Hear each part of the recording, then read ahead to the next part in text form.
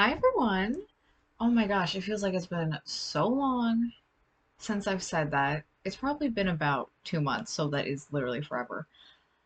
Um, Welcome back to a new episode. Um,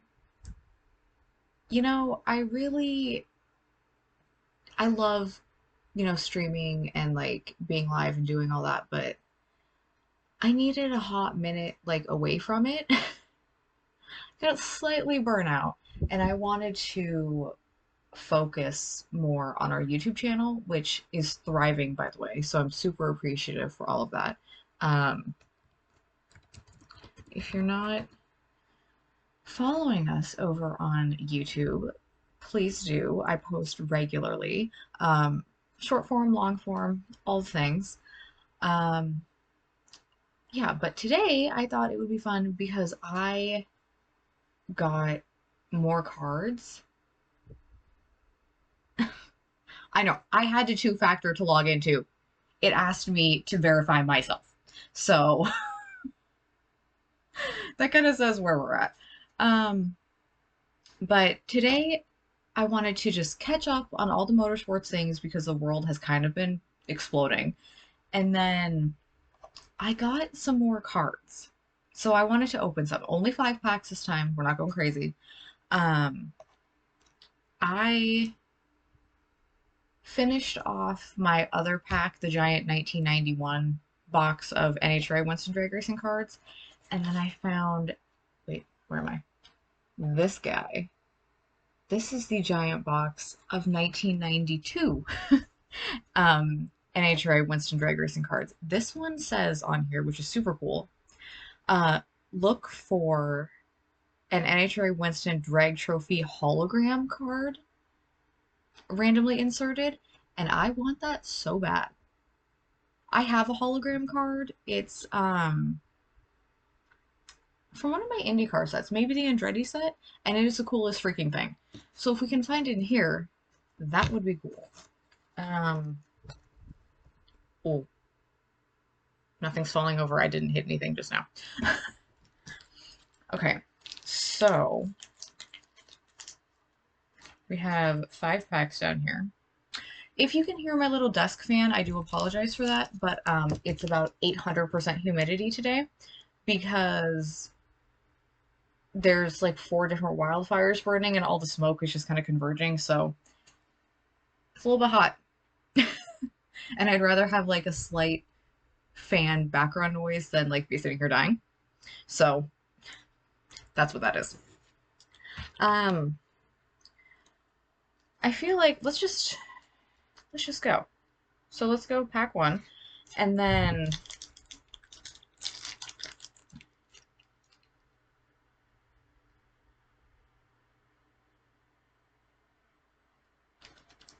really, hmm, let's see.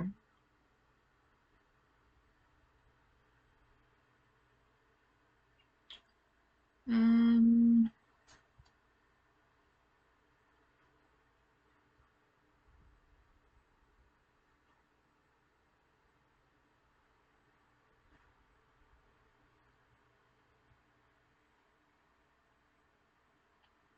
okay, I just don't want it to be like too loud in the background. Pericles, what's up? Good to see you. Um, okay, so I'm just about to open my first pack, like I said. I have music playing in the background. I need to deal with this. It's so loud.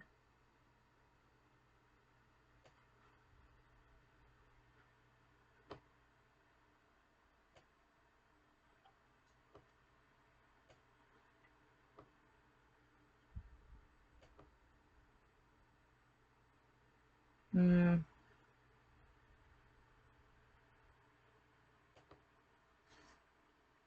no, I know I routed it so you wouldn't. It's just so loud. I turned it down and then I started streaming and it got really, really loud. I don't know why that happened. um, okay. How am I gonna open these? These ones, okay, so since we're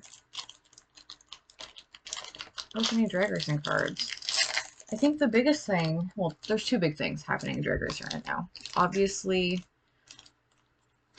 Jack Beckman filling in for John Force for the rest of the year. And then Ida Zetterstrom getting ready to make her debut, her Top Fuel debut.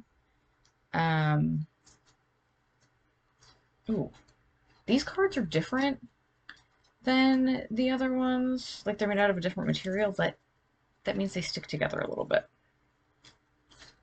Okay. So, what was I saying? Oh, yeah. So, Ida is about to make her Top Fuel debut with JCM. And then, so that happens in Brainerd, but she is her livery debut and her like driver suit is happening tomorrow during Roadkill Nights. For anyone interested in that. Okay, here's what I know about the John Force situation. Obviously, we're not going to see John back in the car. He was going to retire at the end of the year anyway. So I know Austin Prock is technically supposed to be taking his spot, which obviously we've seen can work out and is working out. If it goes by the original plan, then I think Robert Height should be back in his own car. Obviously, if it goes well with Jack Beckman filling in, I don't know if that would change things in that way. I don't know if that would change the rumor or the rumored plan, I guess, of having a second Top Fuel car and having like Brittany have a Top Fuel teammate. It's like kind of a lot, but it's also something no one's really talking about because no one really knows what's going on. But it's one of those things where I guess we just go as we go. The U.S. Nationals is coming up, and then we're already in the countdown in like 2 seconds. So hopefully by then we have more of maybe kind of a direction, but who knows? It could be the end of the year before we really know. But first card, oh gosh, I'm out of practice. We have Michael Brotherton. There was actually on the NHRA YouTube channel, they did like a video on him recently. So he was a Top Fuel driver. They had like the 5 best moments or the 5 craziest moments or something from his career.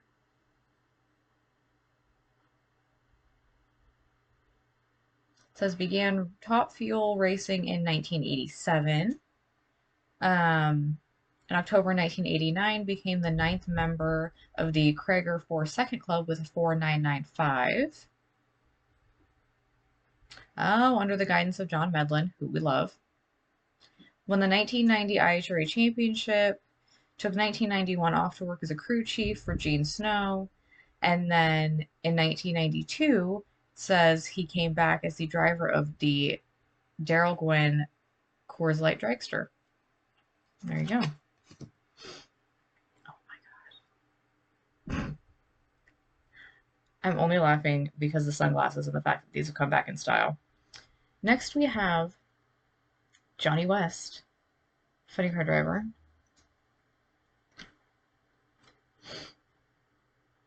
Johnny West is a name that's been around a long time in drag racing. These are totally back in style too.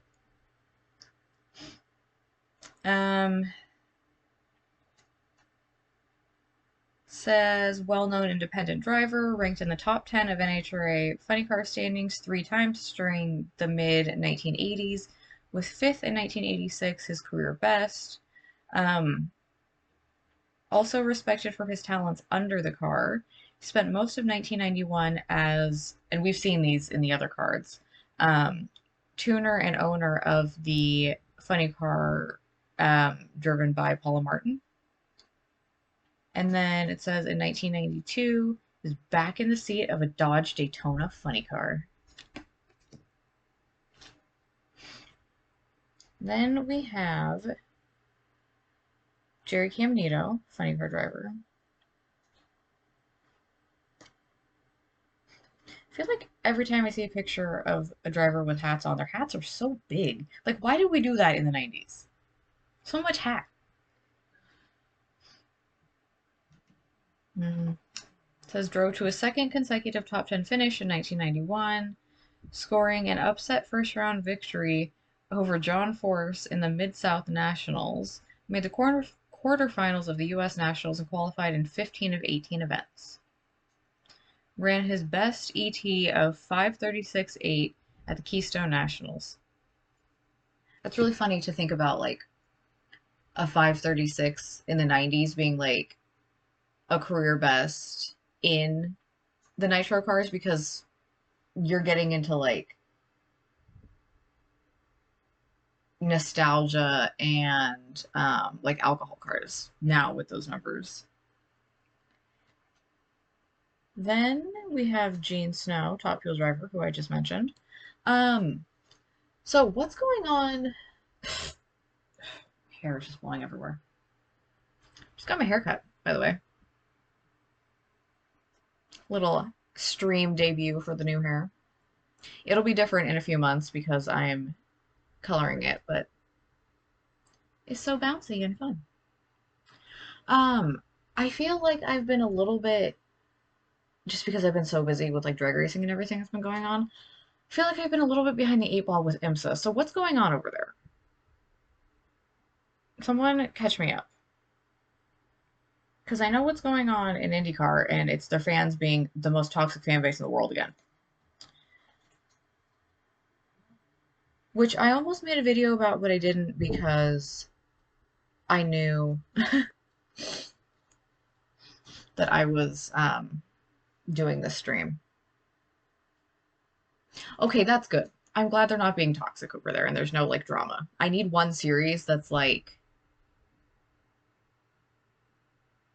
being normal for like 5 minutes, and I'm glad it's IMSA this year. They do love running into each other. That will never change. Let's see. It says Gene Snow made the Winston top 10 for the 9th consecutive year in 1991, the second longest active streak behind Joe Amato's 10. Nice. Ooh. And we have Jerry Haas, Pro Stock car. If that name sounds familiar to you, it is because he is the same Jerry Haas that just builds everything. Right, I knew about Pippo. Which I mean, it's one of those things where it's like I can't really say I'm surprised. Not in like a bad way, but it just seemed like it was one of those things that was coming.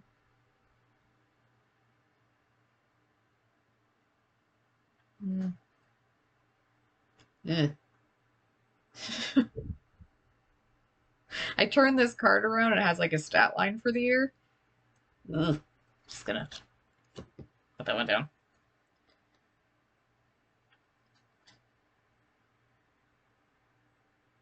Yeah. Yeah.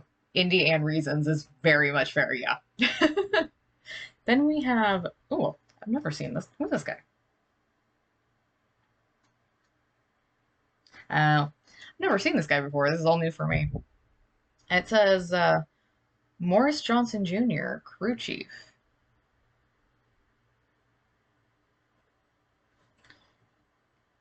Crew chief for...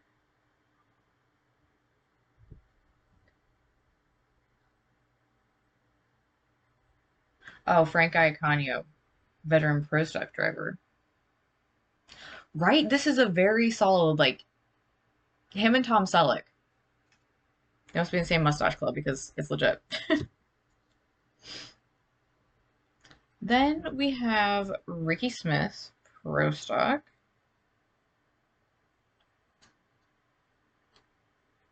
Shout out to the STP liveries.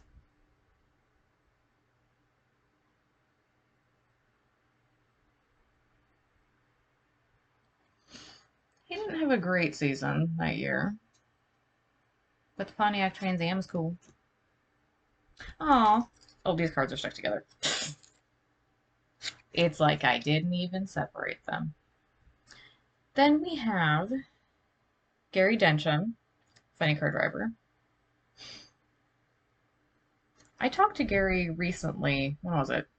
When NHRA was in Seattle. He was getting nitro from someone who was pitted across from him. And he stopped and we had a little conversation. And then he had an insane race against Ron Capps in which Ron blew up and hit the wall. So Gary Densham had a wild day of drag racing. But I love him. He's so sweet.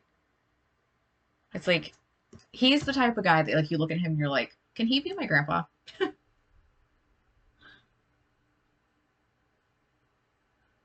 Well, I think that has less to do with me.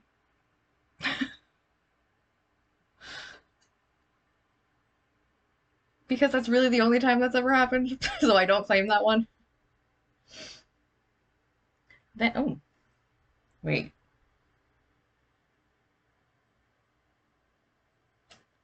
Okay, then we have Lee Beard, an iconic member of the drag racing community.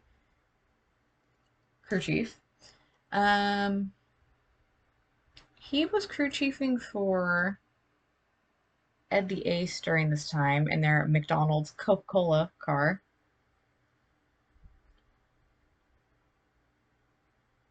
Oh, that's when he was dragstering, which is not a word, but it's also not a word. See, they don't do these anymore, but he won Crew Chief of the Year and Person of the Year in 1989 from Carcraft Magazine, which I don't think it exists anymore. But the NHRA used to do like Crew Chief of the Year awards, and now they don't do that. I feel like they need to bring that back because there's so many good ones that would make like an extra like interesting little, part to the end of the season. Oh, oh, oh, I just got sad. And we have Walt Austin, crew chief. Walt just passed away recently. And their whole family is huge in drag racing. They're from the same place I am. They're a Washington family. So I kind of grew up with seeing like Pat and Bucky and kind of like all of them and just like seeing them at the racetracks and um, being very aware of who they were and who they are. And his grandson, Drew, drives one of the family nostalgia funny cars. But that makes me a little sad. He was iconic in drag racing. All right. Second to last card in this pack, we have Etta and Rusty Glidden. Bob Glidden's wife and son, I'm going to assume.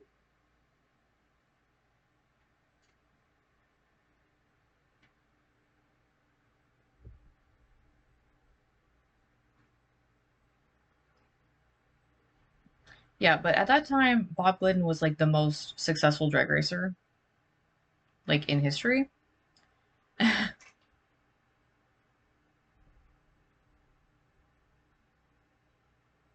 Yeah. And I love that. I always loved that they did like the family thing. That's like my dream. I want to do race car shit with my family.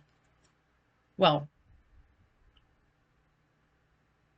let me phrase that differently. I want to do it with my dad, and then everyone else just has to help if I say so. Because youngest child. Ooh, okay. Last card in this pack. Kenny Bernstein. Tut Fuel. He had an all right season that year.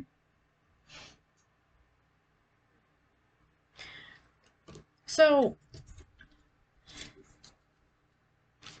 I kind of bypassed what I was saying about IndyCar, and I guess I'll go back to it. Ew.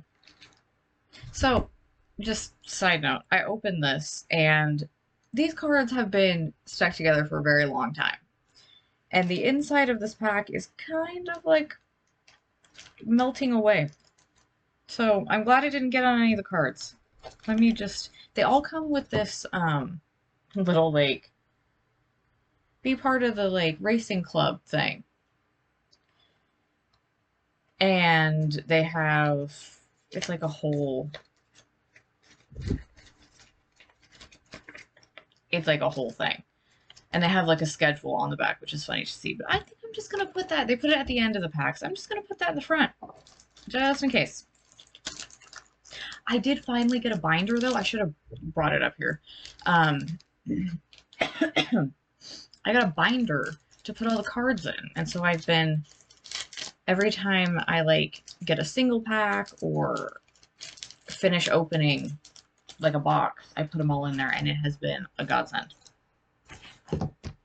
Okay. Pack number 2. So just for a second, I also got a new Starbucks cup. Just for a second, yeah, it's not great over in IndyCar world. Ew. Ooh, that one didn't open very good. I'm not gonna lie. I'm gonna take responsibility for my own... I didn't actually publicly say anything about this. I was not sad, and I don't think this is gonna come as a shock to anyone. If you've watched this stream or watched my YouTube videos or even follow me on social media, it's not gonna come as a shock that I was not sad about Canapino exiting. I think it was a long time coming. So I can take responsibility and know for the fact that I have opinions on drivers. What I don't understand is, and this is where it gets a little weird, because we all talk about drivers, good, bad, indifferent, whatever. What I don't understand is when fans talk constant shit about drivers and then get upset when those drivers respond. Like, if I say something, I know very well, because I'm not a tag and drag girl. I'm not going to tag you directly. I'm not trying to start beef. But it is kind of my job to talk about what's going on and have opinions. So if I have driver interaction, that's cool. I'm not going to be rude to them if they have something to say to me. It's a really weird thing where they talk a bunch of shit. I maybe don't think that people realize that you can totally see your indirects and your mentions. And it just gets into a thing where it's like, I talk shit about you, and now I'm going to be the victim because you said something back to me. And I'm going to be like, well, fans are people and they have a heart, and it's not fair that you say that. Drivers are people too. Like, when did we get lost in translation that they have their own little set of things that's going on with them, and to see their name be constantly brought up in a negative way is probably not like a super fun thing. So what is the disconnect, and why do IndyCar fans constantly feel the need to be the most toxic fan base in motorsports? F1 makes it so easy. Just let them have it. You don't got to be number one in that.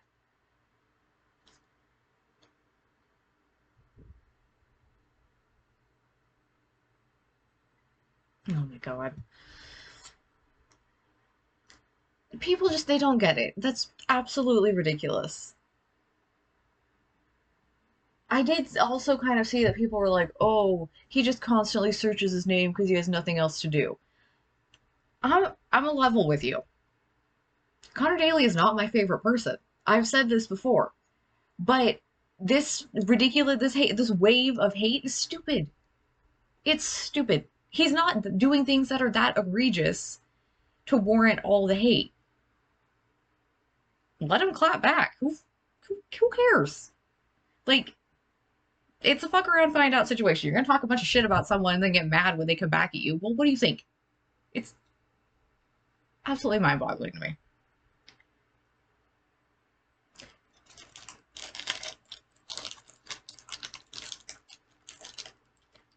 And it didn't even seem like he was being that aggressive. Like, if he was out there going, fuck this, fuck that, fuck you, then maybe I could see, like, what the fans are saying, but it wasn't even that bad. I've seen way worse. So, I don't know. Get over it. Don't talk shit about so much shit about people. Ugh.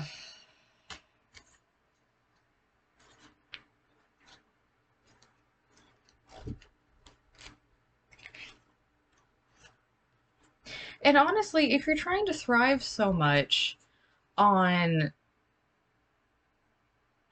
I don't even know what it is. I don't know if they want the interaction with the drivers to claim they've had driver interaction or what it is, but some of these fans, I don't know.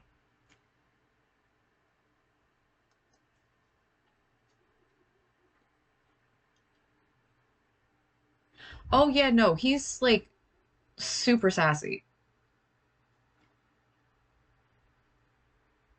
I have witnessed it a few times back in the early days of modding on Twitch for Tony Kanon, and they would all like hang out and do stuff together. And my brother is like internet friends with them, so I've seen some stuff.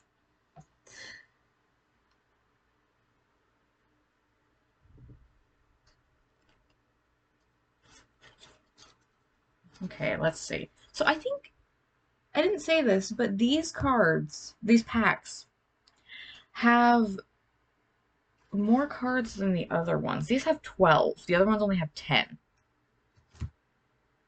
But that was like my thing that I just have been harping on this week. It's like, where did we get to the point in, I don't know, social media interaction or whatever it is, where we've forgotten how to talk to each other?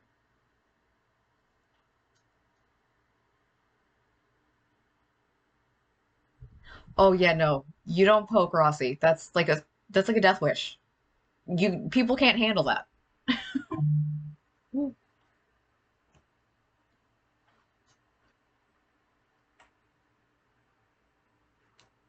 I didn't forget to mute my phone.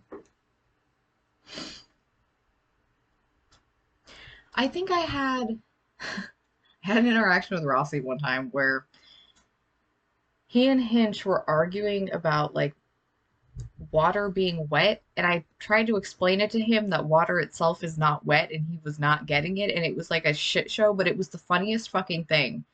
It was just one of my favorite interactions ever.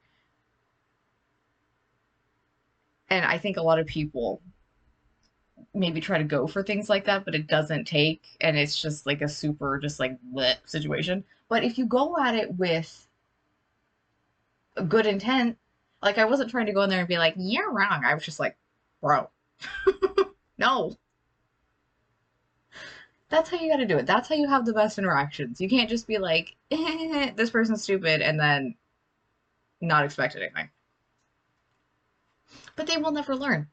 Because every time I think IndyCar fans have turned a new leaf and they're being normal, something like this happens.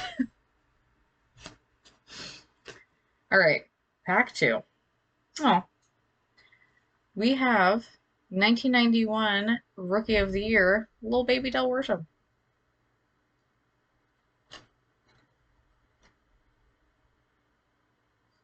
Says won 1991 Winston Rookie of the Year honors. Ooh, and a $10,000 Winston bonus. Wow. That's a lot back then. At that point, he had won 2 national event titles and 2 final round appearances in his first full season of competitive driving, and he joined an elite list of funny car drivers to run more than 280 miles an hour with a career best 286.53 at the 1991 Winston Finals.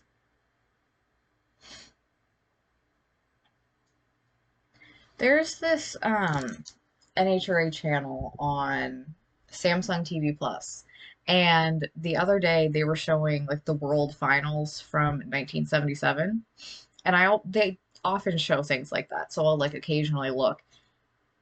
It looked like it was filmed through a potato. And it was like a really big deal because it was like the first time that drag racing had aired on CBS. Like CBS got the rights to do the final. And it was potato. But I hope they show some of the races from the 90s because those are the ones I remember.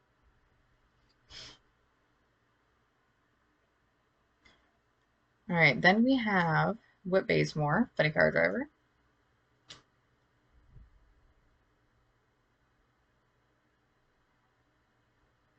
Oh my gosh. Ben, what's up? Oh my God, are you alive? That's so many hours. Have you slept? Oh my God. I hope you can sleep this weekend because that's insane.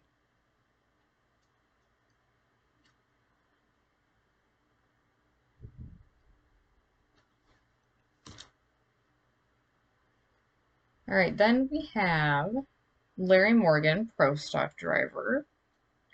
He still comes out to some races, which is cool. Oh man.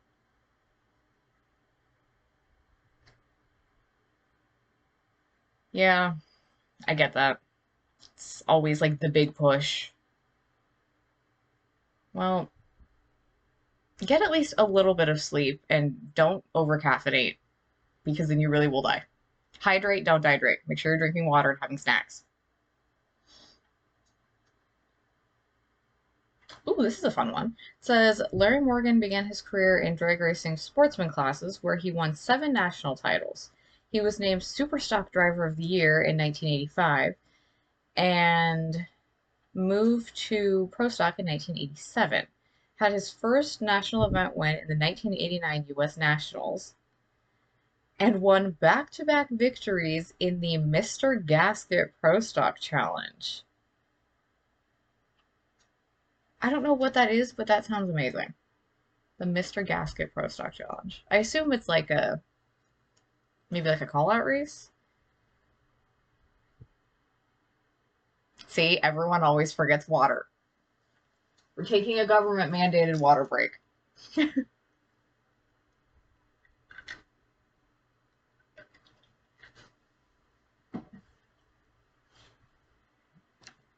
Oh. All right, then we have... Wait a minute.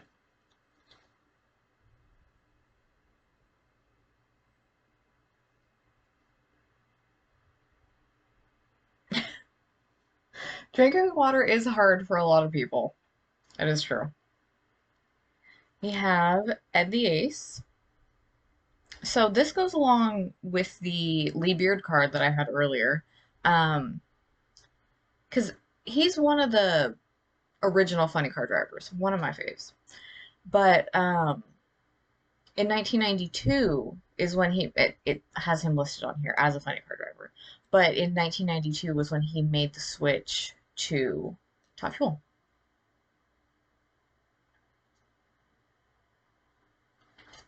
See, I find that if you are drinking water out of something that looks fun, like I decorate my water bottles, I put stickers all over them. I actually just put a new one on my water bottle. Actually, where is that? I think it's in the kitchen. Um, I put a Seahawks sticker on mine because it's almost football season. Like, you gotta make it fun. Or you gotta just throw a bunch of fruit and shit into your water and make it taste good. You gotta trick your mind. Well, also that. Then we have Chuck Etchells, funny car.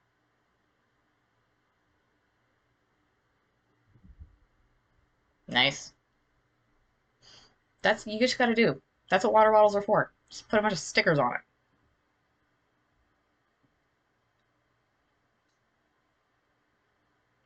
Hmm. He did not have a great year that year. At first, I try to like theme mine. Like I have one that has all these stickers that I bought on Etsy that are like quotes of like my favorite vines because I'm old enough for the Vine generation. And then this one, well, I kind of started with like just things that I like, which doesn't make any sense. But it has a Goulian aviation sticker for Michael Goulian, who's one of my favorite aerobatic performers. Has a Steve Morris engine sticker, Seahawks, and then a sticker from my dad's office. And then there's like a little bit of space left, so I'm trying to figure out what I can put on it. But I don't know. I haven't decided yet. Ooh, okay, we have our first pro stock motorcycle. We have James Bernard. You don't get a whole lot of pro stock bikes in these sets, so it's kind of cool when you see them.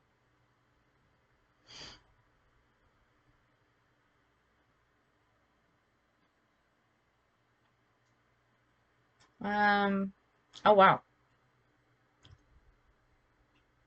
It says James Bernard claimed his first career victory in the 1991 U.S. Nationals, and during the same weekend won the inaugural Wax Shop Pro Bike Dash. That's cool. It's so crazy. It does. There's actually quite a few people where it's happened to that they just show up to the U.S. Nationals and it, well, not just like they show up, but it's like the biggest race of the year and then they get their first win. And that's such a special thing.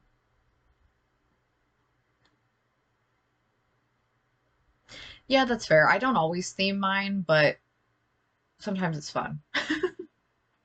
That's also just like my Capricorn brain being like, I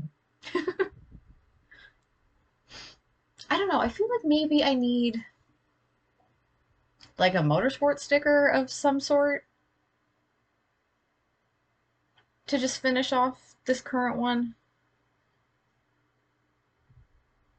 I don't know. I gotta think about it.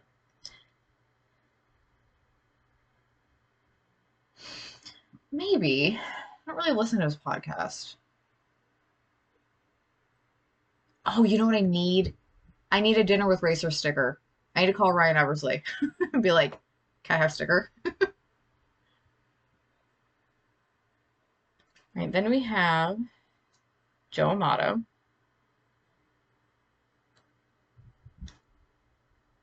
Oh, okay. How many wins did he get that season? One, two, three, four. Four is good.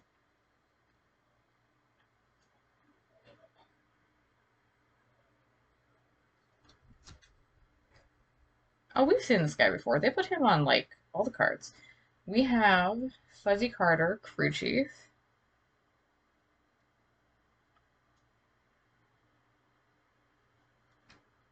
It's not maybe the best picture of them to use, but that's like mid backing up the car. Crew chief for Eddie Hill in the Pennzoil Dragster.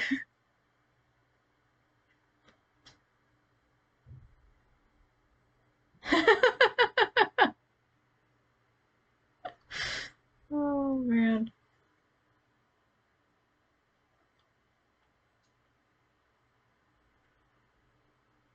Oh, okay. He's okay. So he was with Eddie Hill for a long time because they did um drag boats together. I always forget that Eddie Hill did drag boats. His beard reminds me of, you know, the little Rudolph the Red-Nosed Reindeer, the little one they play on TV every year, the old one. That's what it reminds me of, the Cornelius what's his face little character. That's exactly what it looks like.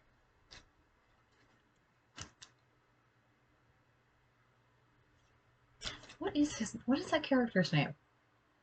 That's gonna bother me. I have to look that up.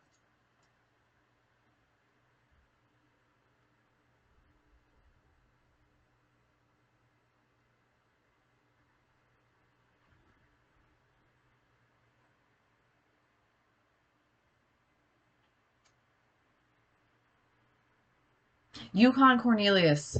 That's, yes, that's what he looks like. And I will never be able to, like, unsee that. That'll be in my brain forever now.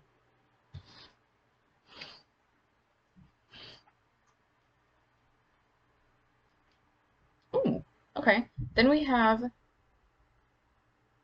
another legend, Bernie Federley, crew chief.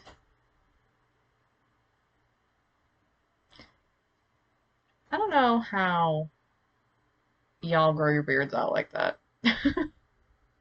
Doesn't it get, does, like, I feel like it would be so itchy. Like, is there a period of time where it's itchy and then it just stops? Because, like, in the winter, if you let your leg hair grow for, like, more than 3 days, it itches.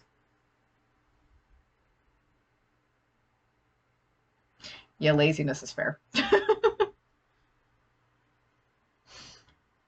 So Bernie at this time was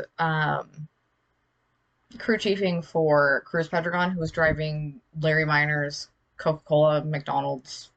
The hamburger stand from hell is what John Force called it.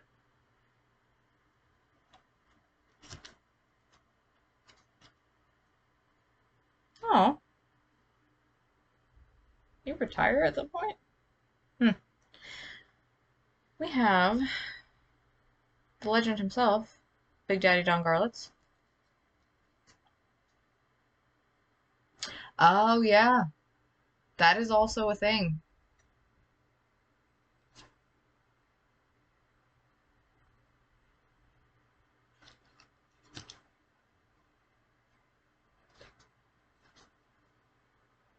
Okay, I think I got the all crew chiefs pack because what? We have Dave Butner, crew chief.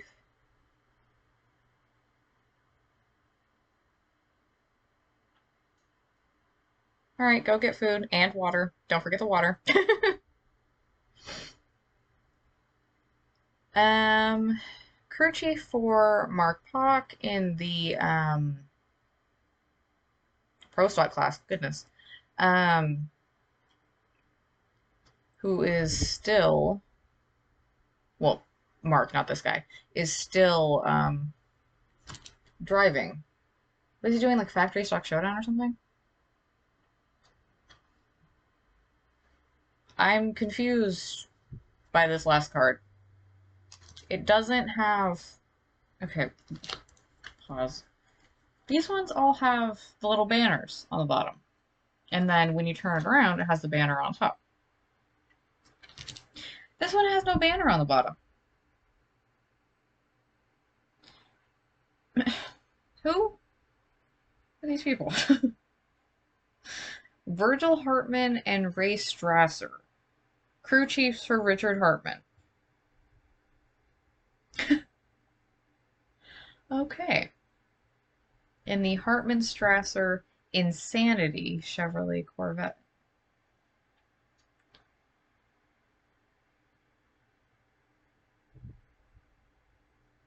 Huh. Yeah, I find that with some of these cards where those just like, I feel like in almost every pack I've opened or every set that I've done, there's one or two that are just like some sort of weird thing.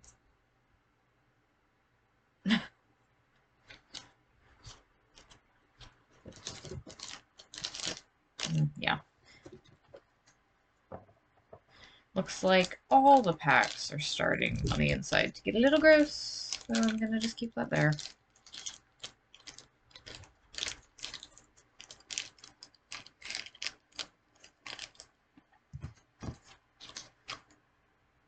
All right, pack 3. So one thing, oh, no, this didn't open very well. One thing that I have been catching up on this week is Speed Week. It was Speed Week at Bonneville last week. I guess end of this week too. There's a couple days. And I was doing like Seafair coverage and all this stuff last week, so I didn't get to really like watch. But I've been catching up, and out of like all the racing that's out there, I can like quantify a lot of it in my brain. Like, hydroplane racing, sure. Drag racing, sure. All the other things, sure. Bonneville and like land speed racing scares the hell out of me. I have such respect for people that do that, but girl, I could never.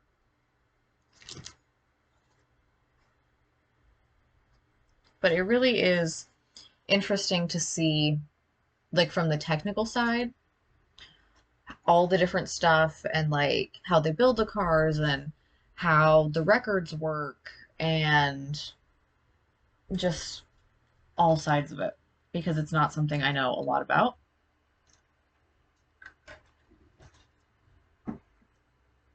But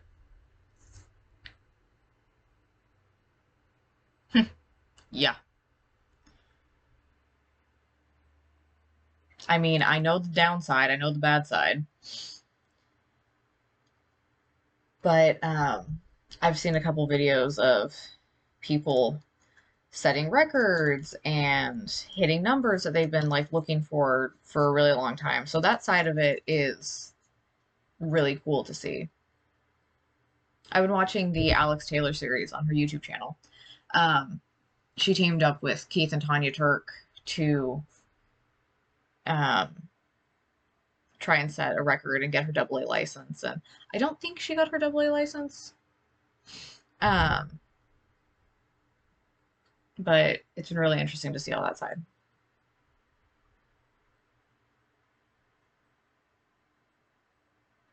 See, it's like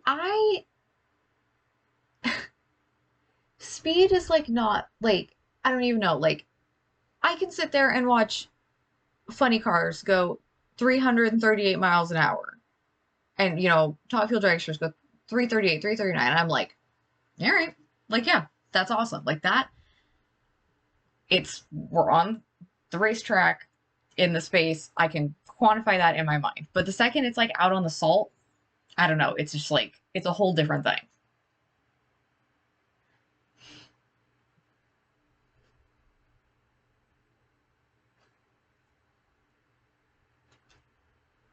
All right, so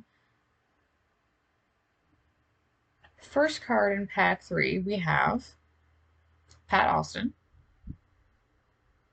Jeez, I'm gonna end up with the whole family.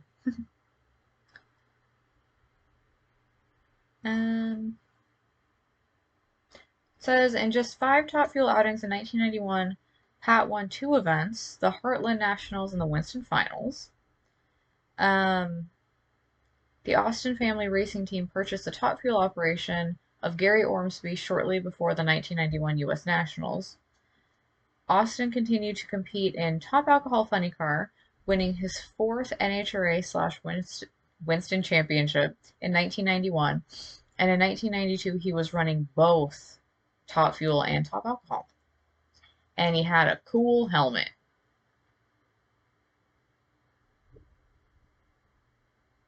I should send a picture of that to Emu. She would like that. Then we have Frank Iconio, Pro Stock driver. We had his crew chief earlier.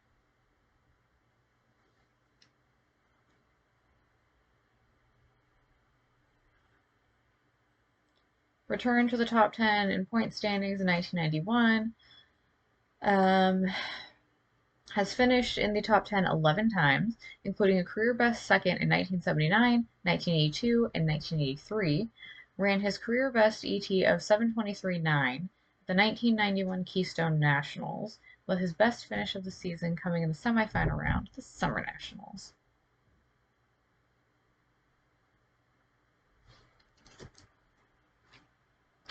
We have Joe Lapone Jr., Pro Stock driver.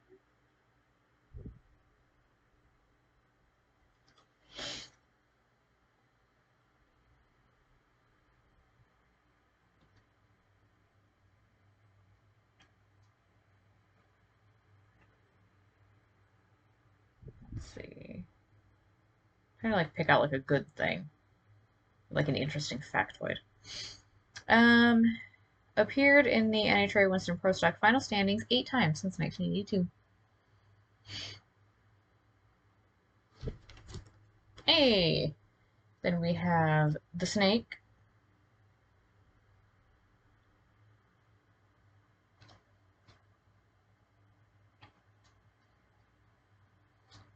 The first four-time funny car champion, 75, 76, 77, and 78. Holds 35 career funny car victories, was the first funny car driver to run below 6 seconds with 598, and the first to run 250 mile an hour in 1982.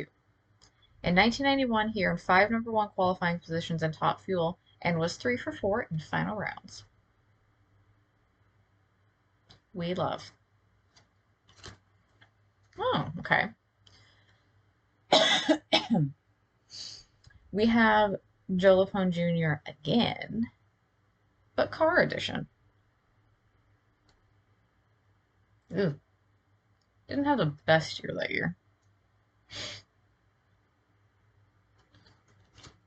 Oh. Oh. We have the Gary Ormsby in memoriam card.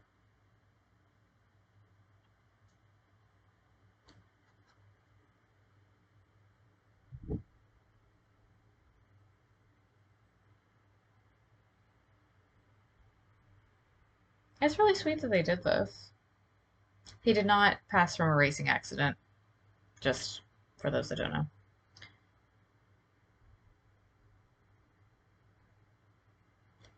That's really sweet that they did that.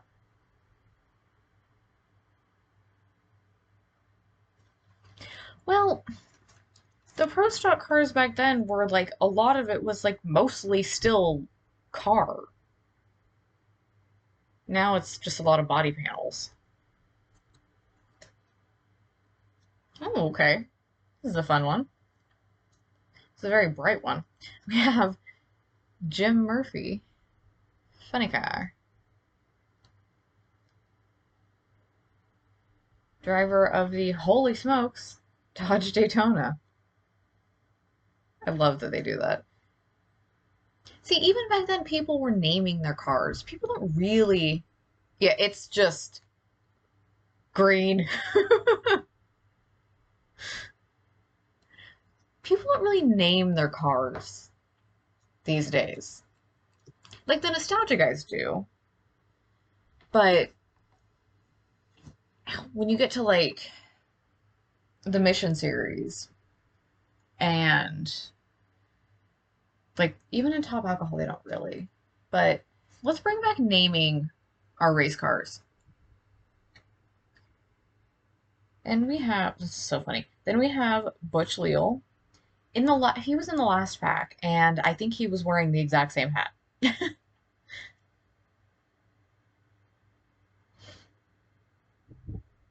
a pro stock driver, by the way.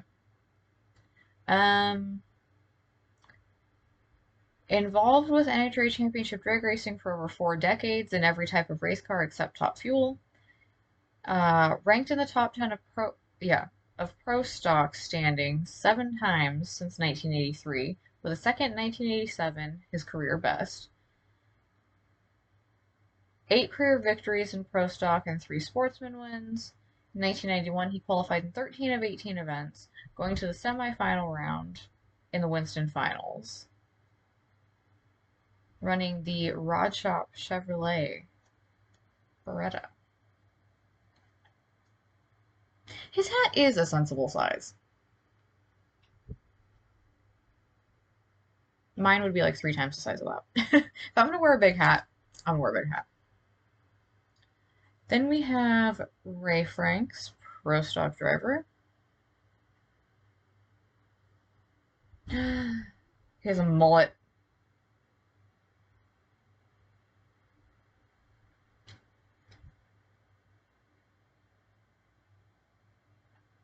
Began his racing career in 1973 in the sportsman ranks. 1988, began competing in the super gas class, reaching the semifinals of the Atlanta Southern Nationals in 1990. Joined the professional ranks in 1991. Actually, I can tell you where he's from. Born in Ohio.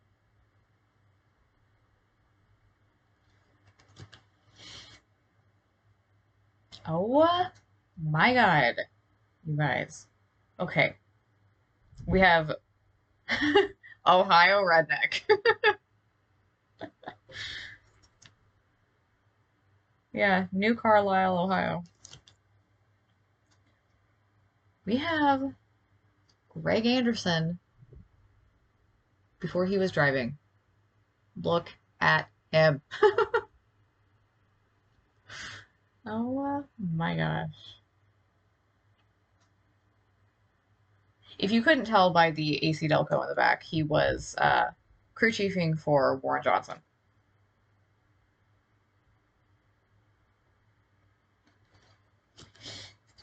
Second to last card. What? Oh. Why did they write it like that? We have David Nickens, competition champion. So he's just racing. It's just comp. I don't know why they wrote it like that. Third winningest sportsman driver of all time.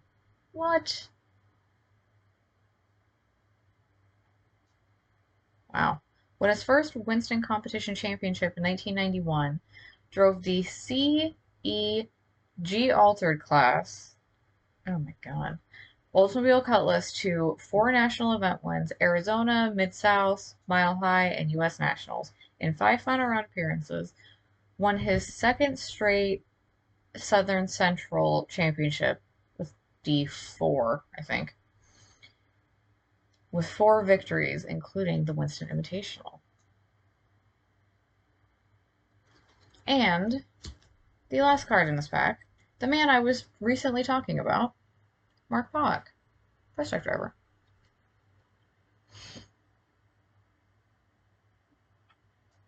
Had his 4th Winston top 10 finish in 1991. Second best finish of his career. All right, pack 3 down. These are great so far.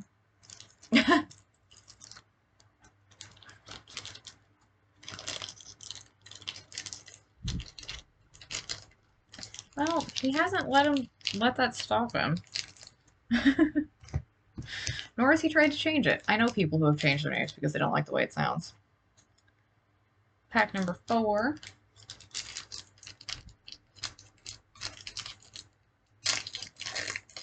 I mean, he was successful in Pro Stock, and he's finding decent success in Factory Stock Showdown.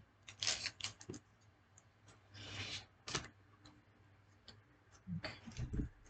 So we can unstick. Ooh. All right. Nope, that did nothing. They're still stuck together. All right, first up we have Mark Sievers, funny car driver. Oh my God, he has a mullet too. Guys, what are we doing?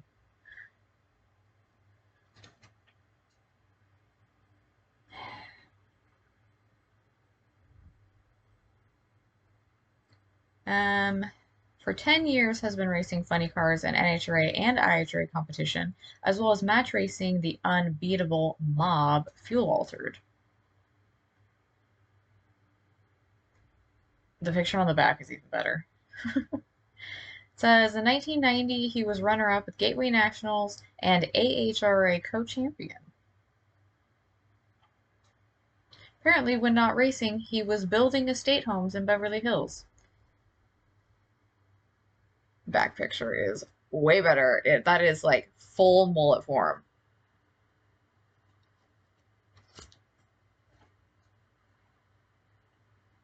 Then we have Jerry Ekman, Pro Stock driver.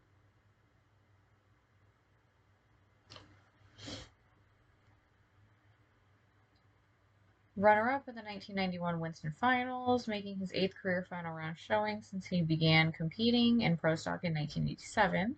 The first of his 5 career victories came at the 87 Summer Nationals, one of only 5 Pro Stock drivers to exceed 192 mile an hour. His 192.63 mile an hour run, at the 1991 Northwest Nationals is his career best. We love when people set records here. Then we have a Don Prudhomme Top Fuel car, Skull Bandit.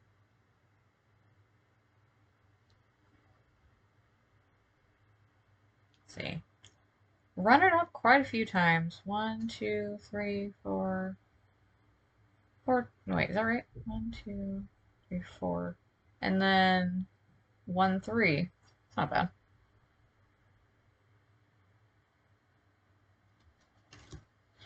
Oh, okay. Someone else we were talking about earlier. Richard Hartman.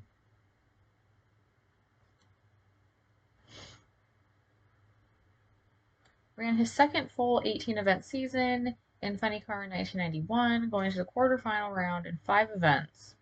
It's pretty good. Former alcohol funny car driver, moved up to professional funny car ranks midway through the 88 season. His only final round appearance came at the 1990 Cajun Nationals. Oh. Wait, really? Then we have Kim LaHaye.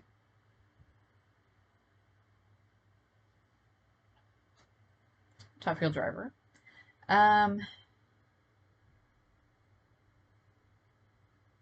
Okay. So, she began the 92 season as driver of Larry Fraser's Top Fuel Dragster after spending 10 years as crew chief for her dad, Dick LaHaye.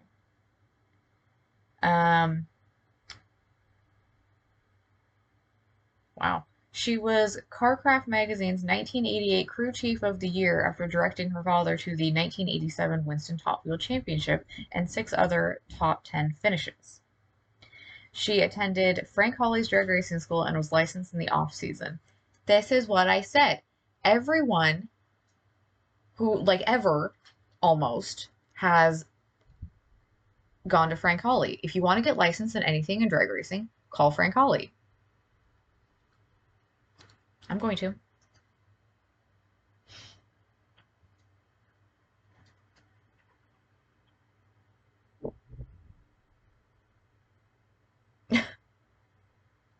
Apparently.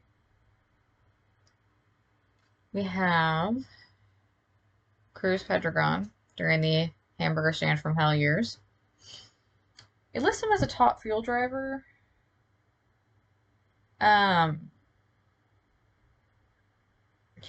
His first season in 91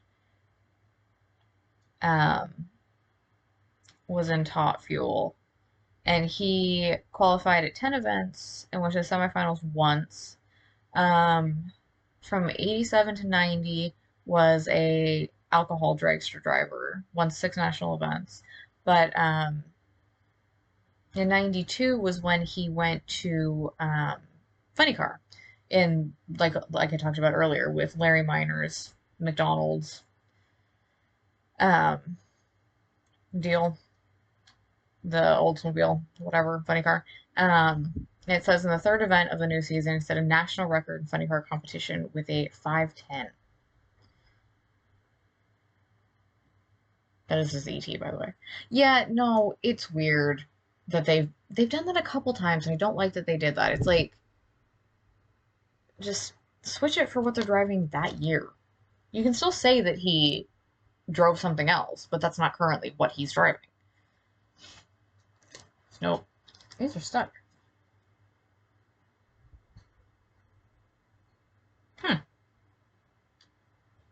Someone I've never heard of. Gary Bulger? Bulger? Funny Car. Yeah, they really just said, we're using whatever. Because it's like, the pictures are correct. Like, this year he was driving Funny Car. It's just the graphic that's wrong.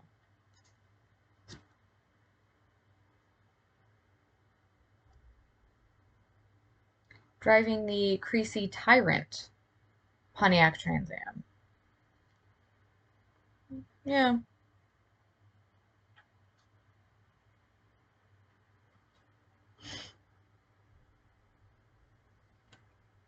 Might have to do some research after this. I say this every time, but I love doing these because I learn things too. And we have Gordy Rivera, Pro Stock.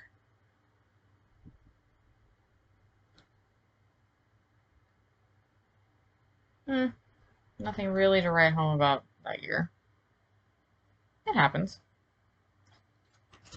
Oh, speaking of, and I have spoken of him quite a few times today, it's Larry Minor,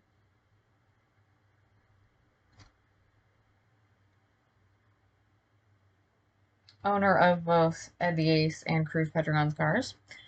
Um, One of the best known and most respected owners in all of automobile racing. Under his ownership and direction, his teams have won 47 national events and 3 world championships. His titles include NHRA Top Fuel Championships with Gary Beck in 1983 and Dick LaHaye in 1987, as well as the 1988 IHRA Funny Car Championship with Ed the Ace. It says Minor, a former driver himself, has raced top fuel dragsters, off-road trucks, quarter-mile boats, and sand drag jeeps. He has 2 NHRA national event titles and was the first driver to break the 5.25 second barrier. An astute businessman, Minor is president of the family-owned Agra Empire, a multi-million-dollar agricultural company. Well, claps for Larry Minor. That is impressive. That's another thing that I think people like maybe don't really talk about a lot is sand drag racing. I see it sometimes it'll like come up on YouTube or I'll just like see someone who's like on Instagram who's doing it. That shit is wild. Oh, oh, that's nice. We have the safety safari. I love that they did this because they don't always, they're so quick to respond and so quick to be there and just so great. And sometimes people don't, I don't know, recognize that or realize that or. But Wally Parks always did, and I think the NHRA has done a great job to continue to spotlight the safety safari and how hard they work. So we love this. All right, second to last card, we have Jim Epler, funny car driver. I am Facebook friends with him.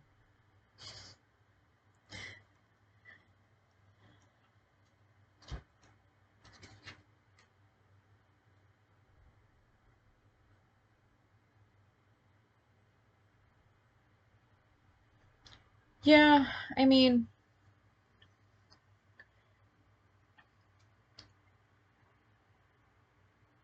I don't know. I think I've always been aware, just because I spent so much time at racetracks growing up, always been aware of like how much they do and what they do and all that. But it is that type of thing where it's like unless something dramatic happens, sometimes people don't think about it. Um, back this card feels weird. Um, oh shoot. Oh, he is from here. Hmm.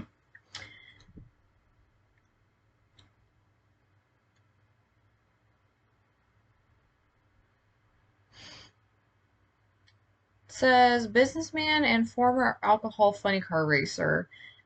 Jim began his nitro funny car career at the 1991 Winter Nationals and qualified, but lost in the first round.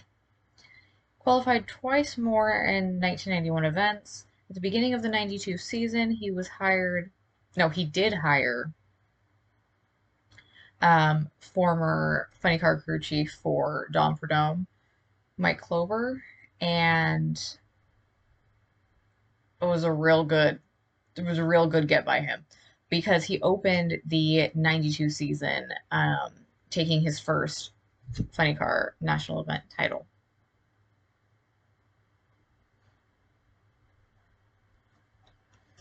And the last card in this pack, we have Danielle DePorter, top fuel driver.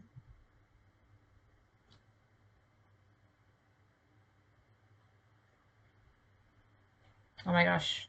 19 years old. Youngest licensed female top fuel driver. Completed the gas dragster class at Frank Hawley's Drag Racing School in 1988 and completed most of the 89 to 90 season in the Just Say Go Super Comp Dragster. She later took the alcohol dragster class and competed in 6 1991 events, qualifying in 3. Began the 92 season driving Paul Smith's Top Fuel Dragster. I love, because it's just so 90s, that in this picture on the back, she's wearing a bright pink shirt and her hair is big and she's wearing hoop earrings. Like, it's so 90s and I love it so much.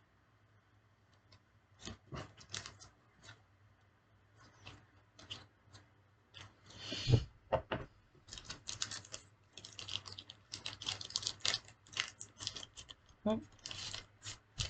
Oh. Everything's fine. Obviously, I mean, you can, most women wear their earrings. I wear mine every time I've had a helmet on. Not anything like crazy like hoops, but I'll put studs in.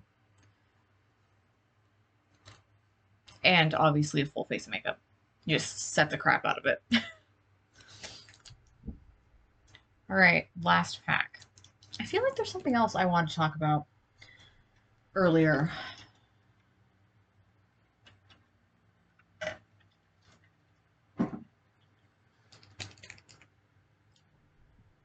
Oh yeah. Since I was talking about things that were just like, you know, all the happenings. I feel like I would be remiss not to talk about Nightfire Nationals in Boise, which not to be confused with the Night of Fire in Norwalk.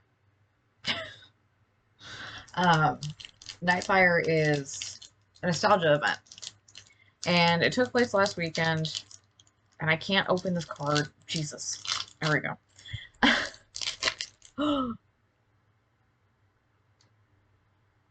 I can't even show you guys what just happened. I just totally ripped the whole front.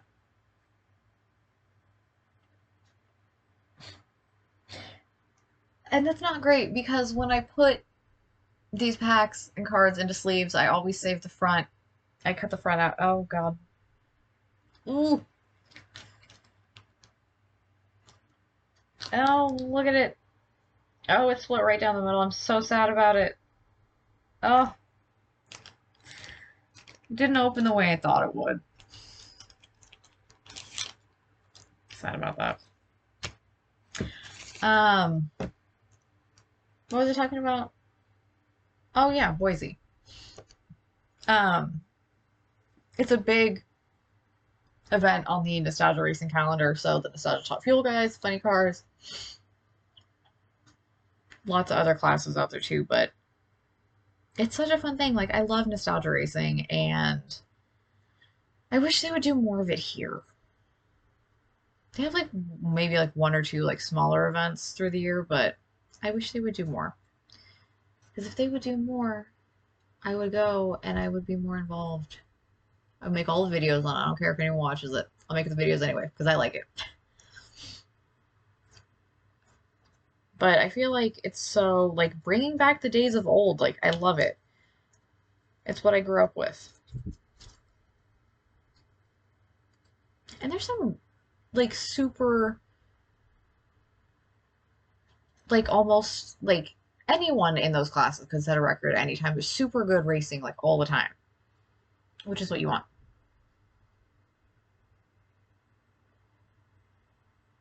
Yeah. Yeah, it is like historics in sports car racing. Like, the tech is new, but the cars are old. The cars look old. You have your front engine dragsters, old school funny car bodies. It's great. Like, and this, okay, this doesn't happen in like for everyone, but a lot of teams go to like the old school backup girls where they wear like a fun outfit, and it's just great. And they go fast. These are 200 plus cars. So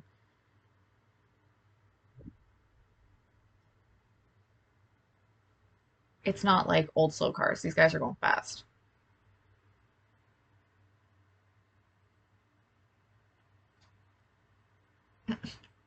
Historic TCR car sounds like an oxymoron. Yikes. That's not very fun. Um, okay, so last pack. Here we go. Oh, first card. We got a John Force. Look at him. Been very happy to hear that Force is recovering well. And even though I think it's probably widely assumed that he won't drive again, it would be nice to see him back on the starting line. And, you know, just back to being John Force. But I'm glad he's recovering well.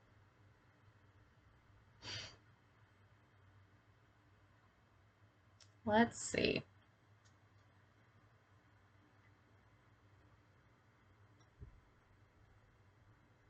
Yeah, and I think he will.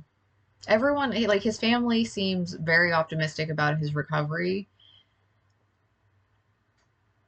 And I mean, like it's John Force. He's kind of Superman. So I think he'll get to a point where he's comfortable and he can just kind of bop around and live life, which is what we all want.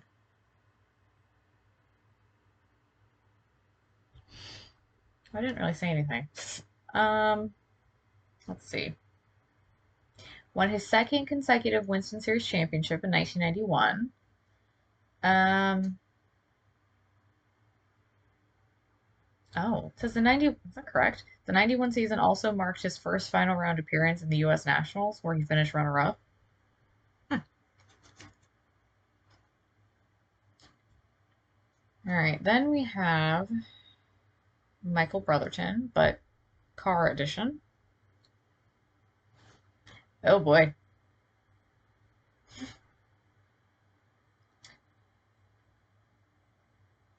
He he went rounds that year, but he just lost all of them. Yikes.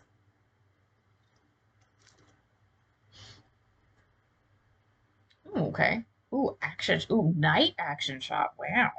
Have Frank Bradley, top fuel. That's cool. Header flames at night. It's one of the best parts of nitro racing. Well, we didn't compete in the full season. Oh my gosh! You guys, we have another pro stock one, but it's Steve Johnson. He just competed in his 500th race.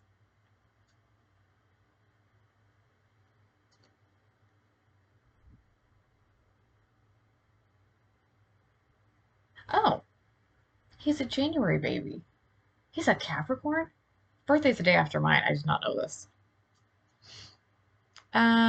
Was runner-up at the 1991 Labor Day weekend inaugural Wax Shop Dash for the 8th highest qualifying drivers.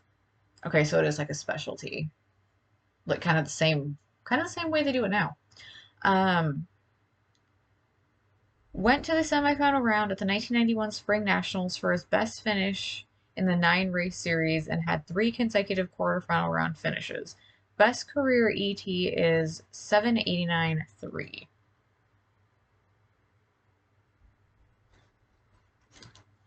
Oh, then we have Bob Glidden, icon of the sport.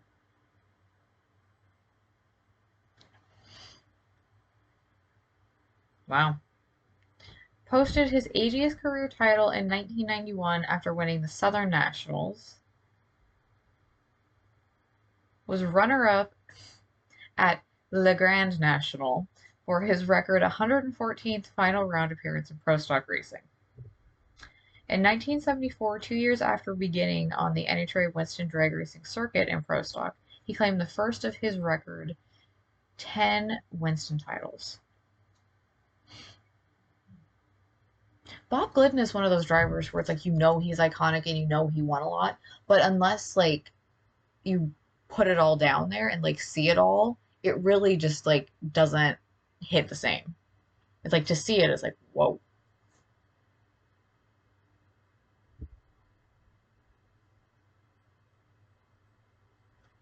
This guy looks like someone. Who do you look like? So we have Gordon Minio, funny car driver. It says Flash on his shirt. It says Flash Gordon Racing. Kind of looks like Art Garfunkel. Maybe it's the lighting. I don't know. Oh wow. Started racing professionally in 1967. Scored accomplishments on all the major tours, including making the first funny car run below a 730. During a 10-year hiatus from racing, he established four-wheel salvage and electronic businesses in his native Texas. Returned to competition in 1991, he qualified in 5 of his 10 races, going to the semifinal round once, and his first final round appearance at the 1992 Super Nationals.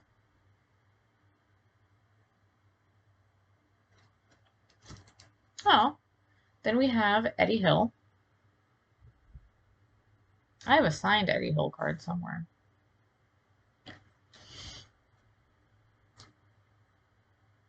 First driver to record a 4-second run, posting a 4.990 at the Texas Motorplex on April 9, 1988.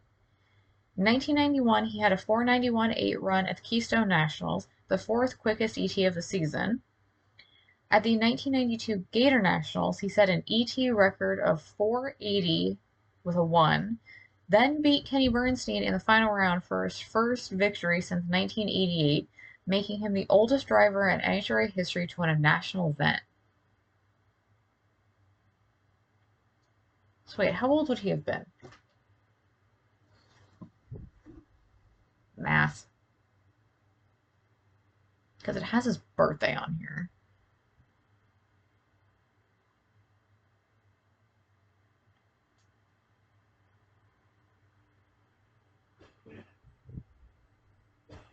He was 56. So many current drivers would like a word. That's so funny.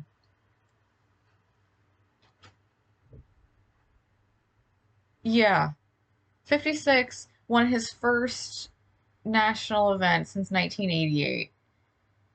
But so many current drivers would like a word.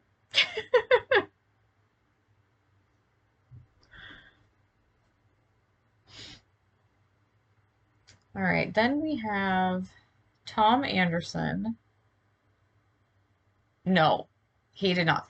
Eddie Hill was always really, really good. It didn't matter how long it was between victories, he was always really good. So, and I mean, Kenny Bernstein was obviously still at his prime then. So I would have loved, I think I may have actually already seen that. I was going to say I would have loved to have seen it, but I feel like I've seen that race.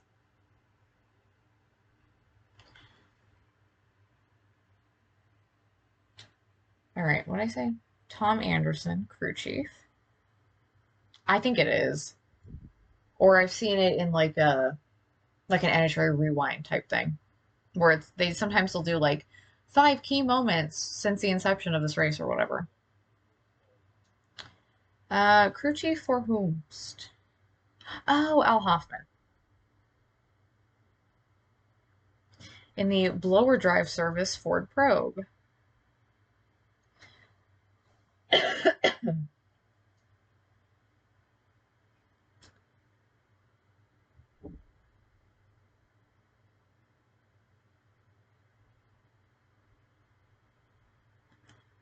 First year as a crew chief for Al Hoffman was 1991.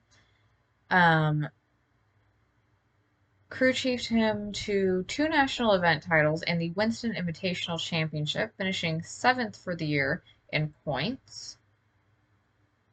Nice.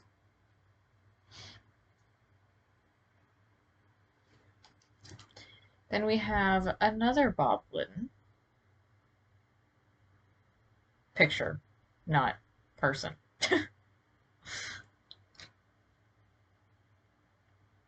Yeah, stats are kind of the same, but... Oh wait, these ones are different. So I mentioned when I saw the last card, he had 10 consecutive no, 10 Pro Stock titles, including 5 consecutive from 85 to 89. Um, other, oh God. Others coming in 74, 75, 78, 79, and 80. Held the record for the most consecutive wins with 9. Most consecutive times as number 1 qualifier, 23. Jeez. And the Pro Stock top speed national record of 193.21 mile an hour, set at Sonoma on July 29th, 1991.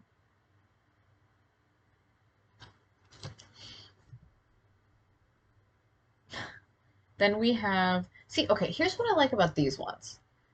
Compared to the last set, these ones feature other drivers, not just like the same kind of like couple, but these have like Sportsman Series drivers. This is Scotty Richardson, Super Cup champion. And I mean, I've said this a million times before, I grew up with, watching, I'm a bracket racing girl. So all these classes, I'm like, I love it. Like bracket racing still has my heart. So it's cool to see these. All right. Says he won the Winston Super Comp Championship in 1991, the 5th different driver to do so since Super Comp joined the Winston Series. Nope. The Winston Season Sportsman lineup. Brain just broke for a second. He won the Mid-South Nationals and the season-ending Winston Finals, going to the quarterfinal round of the Spring Nationals for national event points. He also won 3 of 4 NHRA Winston divisional final rounds for his first South Central championship, and that is Division 4. All right, last two. We have Gary Ritter, funny car driver. This is a cool jacket. Like, that is a Pennzoil jacket, and I would wear that. That thing's sick.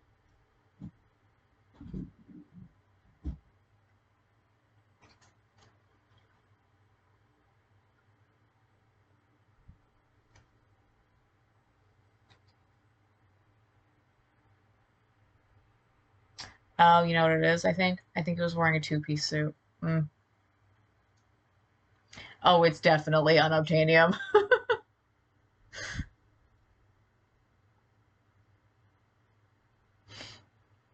Let's see. Been driving top fuel what? Nope. I've been reading cards for too long, my brain is broken. It's been driving funny cars, and they worded it weird. So, it's not my fault. Been driving funny cars since 1982, primarily in West Coast events. Okay, I wasn't wrong. Previously drove Top Fuel dragsters from 1966 to 1982, becoming the 15th member of the Krager 5-Second Club on March 23, 1974. Also qualified first for the 75 Fall Nationals in Top Fuel. During the 1980s, he competed extensively in match races, winning a majority of the contests and also in AHRA events, winning the 1987-1988 championships. Technically, everything I said was right. It was just in the wrong order and by accident. Aww. The last card we have in this pack, the last card of the day. Bob Fry, legendary announcer.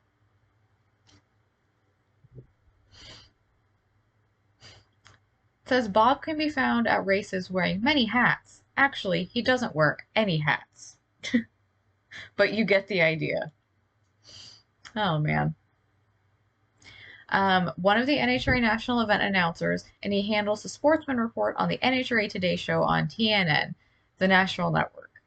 Between traveling to dozens of Winston Drag Racing Series divisional events each year and working at national events, he continues to operate Concepts Advertising in New Jersey with his partner, John. And he enjoys spending his spare time with his wife, Diana, and their 3 daughters, Julie, Denise, and Janice.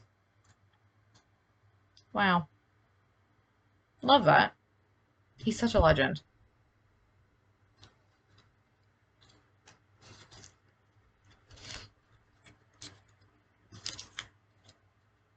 Guys, we did it.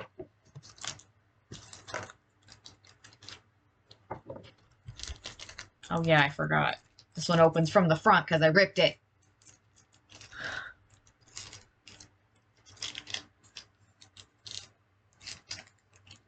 Still mad about that.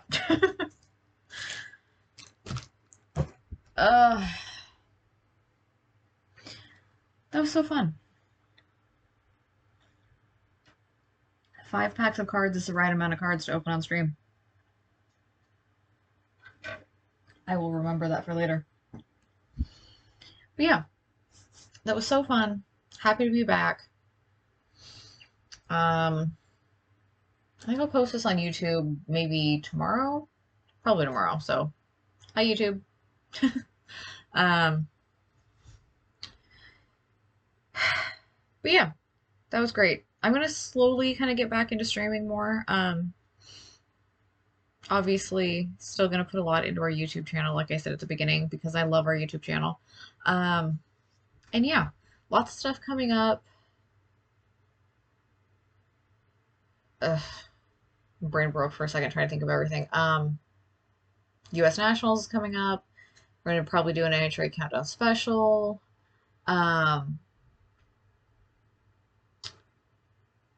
Other racing, we're gonna do more IMSA things, predictions, and yeah. Deep breaths. I am also starving. I've said this before that like streamers never eat before they stream, and it's true. You just get busy doing other things, and it's just not a thing that happens. So I am, yeah, literally. I had like a little snack before I streamed, but that was like my post-workout snack. So I haven't had real food probably since breakfast, but I'm gonna go eat something. I gotta start thinking about dinner too, so I can't eat too much. But maybe I'll do a big salad for dinner. Sounds kind of good. But yeah, as always, thank you guys so much for watching. We super appreciate all of your support and being part of our little chaotic internet community. Lots of fun stuff coming up. I have some things planned. But yeah, I will see you next time. I'm not going to put a date on next time or a time yet, but let's see. Is that a command? Yes, it is. If you follow my social media, then you will find out.